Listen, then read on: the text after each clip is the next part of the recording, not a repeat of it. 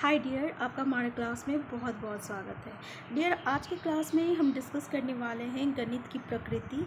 अगर हम इसको इंग्लिश में बोले तो नेचर ऑफ मैथमेटिक्स बोलेंगे, ठीक है। तो डियर, ये आपका मैथ्स पेडालॉजी का पहला चैप्टर है और ये चैप्टर जो है ना बिल्कुल समझने वाली बात है। ऐसे भी मैथ्स को समझा जाता है, गणित को। तो इससे पहले हम एक वीडियो इस सब चैप्टर से बना चुके हैं, ठीक है, जिसमें कि जितने भी क्वेश्चन बन सकते थे हमने वो डिस्कस किए हैं। आज की क्लास में हम डिस्कस करने वाले हैं इस चैप्टर से रिलेटेड प्रीवियस ईयर क्वेश्चन कि प्रीवियस ईयर में कैसे क्वेश्चन आए थे इस चैप्टर से, ठीक है। तो पहला क्वेश्चन है आपका, देख लीजिए। प्राथमिक स्तर पर शिक्षार्थियों के लिए व्यवहारिक उपकरणों का महत्व, क्योंकि वो बहुत मदद करते हैं, ठीक है। व्यवहारिक उपकरणों का महत्व क्योंकि ये बहुत मदद करते हैं। किस लिए मदद करते हैं? तो पहला आपका मानसिक और मौखिक परिकलन की गति बढ़ाने के लिए, परीक्षा में बेहतर प्रदर्शन करने के लिए।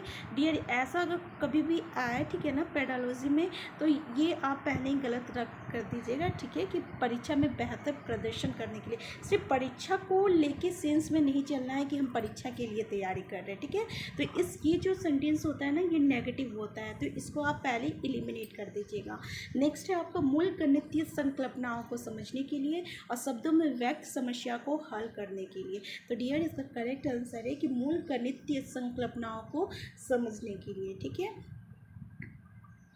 अब देखिए, शब्दों में व्यक्त समस्या को हल करने के लिए, ये केवल इसका रीज़न नहीं हो सकता है, ठीक है ना। नेक्स्ट क्वेश्चन है आपका, निम्नलिखित में से कौन सा खुला अंत वाला प्रश्न है? खुला अंत वाला प्रश्न है, ठीक है, यानी इसको ओपन एंडेड क्वेश्चन जिसको कहते हैं हम लोग।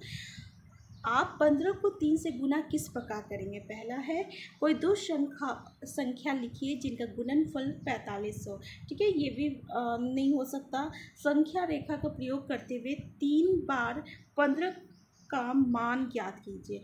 15 इंटू 3 का मान ज्ञात कीजिए। तो डियर, ये बोल रहे हैं ना ओपन एंडेड क्वेश्चन, जिसको ना आप क्या बोल रहे हैं, तो इसका करेक्ट आंसर क्या होगा कि आप 15 को 3 से गुना किस प्रकार करेंगे, ठीक है। किस प्रकार करेंगे बोल रहे डियर, मतलब आप इसको किस तरीके से कर सकते हैं। अगर आप 15 को 3 से गुना कर रहे हैं तो किस प्रकार कर रहे हैं, तो ये आपका जो है ओपन एंडेड क्वेश्चन है, ठीक है। बाकी जो क्वेश्चन है ये तो आपको बता दिया कि 15 को 3 से मल्टीप्लाई कीजिए, उसका आंसर निकालिए। दूसरा में भी बोल दिया है कि 3 बार 15 का मान ज्ञात कीजिए, और तीसरा में भी और पहला में भी क्या बोला है कि कोई दो संख्या लिखिए जिसका गुणनफल 45 हो, ठीक है। यानी दो संख्या आप कुछ भी लिखिए जिसका गुणनफल 45 हो। ऐसा क्वेश्चन जो रहता है ना, ये ओपन एंडेड क्वेश्चन रहता है, जिसको हम लोग खुला अंत वाला प्रश्न कहते हैं, जिसको आप समझिए कि किस तरीके से हम लोग को करना है, किस प्रकार से करेंगे, ठीक है ना। नेक्स्ट क्वेश्चन है आपका, प्राथमिक स्तर पर गणित की अच्छी पाठ्य पुस्तक के लिए निम्नलिखित में से कौन सी विशेषता महत्वपूर्ण है? तो डियर, देख लीजिए, ये क्वेश्चन जो है आपका सीटेट सितंबर 2015 में आया था पहला। उसमें अवधारणाओं का परिचय संदर्भों के द्वारा दिया जाना चाहिए। उसमें केवल बहुत से अभ्यास होना चाहिए जिससे कि यथार्थ अभ्यास किया जा सके। वो आकर्षक और रंगीन होनी चाहिए, वो मोटी और बड़ी होनी चाहिए। डियर, वो मोटी और बड़ी होनी चाहिए, ये तो आपका नेगेटिव सेंटेंस है, ये कभी सही नहीं हो सकता।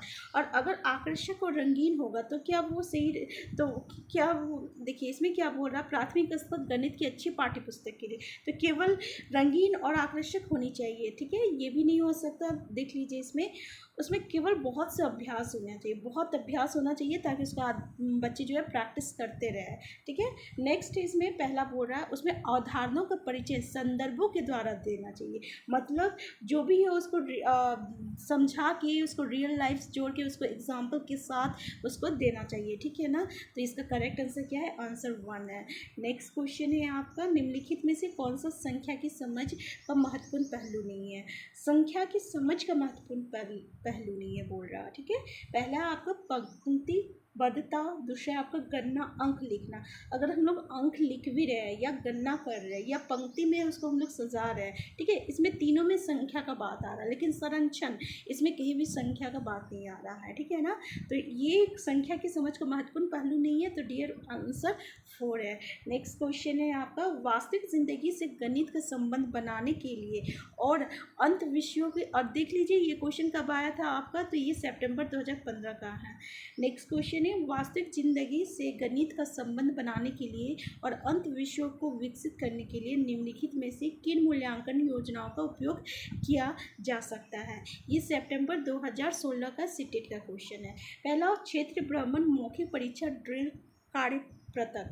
सेकेंड है सर्वेक्षण परियोजना जांच सूची, क्षेत्रीय भ्रमण मौखिक परीक्षा जांच सूची, क्षेत्रीय भ्रमण सर्वेक्षण या परियोजना। तो डियर इसका करेक्ट आंसर है कि क्षेत्रीय भ्रमण मौखिक परीक्षा और ड्रिल कार्य पृथक। ठीक है। नेक्स्ट क्वेश्चन है कि कक्षा एक के एक शिक्षक ने एक विद्यार्थी को सभी वस्तुओं की गणना करने के लिए कहा जिनमें पेन, रबर और शार्पनर का संग्रह था। ठीक है।